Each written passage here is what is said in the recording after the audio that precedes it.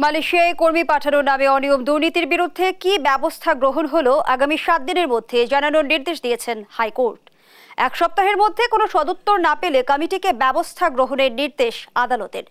রোববার এ বিষয়ে করা রিট আবেদনের প্রাথমিক শুনানি শেষে বিচারপতি মোস্তফা জামান ইসলাম ও বিচারপতি এস.এম. মাসুদ হাসান দোলনের সমন্বয়ে গঠিত হাইকোর্টের দ্বৈত বেঞ্চ এ আদেশ দেন। এর আগে মালয়েশিয়া সরকারের বেঁধে দেয়া সময়ে টিকিট না পাওয়ায় দেশটিতে 16,970 কর্মী যেতে পারেননি। কর্মীদের এ না যাওয়ার কারণ খুঁজে বের করতে প্রবাসী কল্যাণ মন্ত্রণালয় 6 সদস্য বিশিষ্ট একটি কমিটি গঠন করেছে।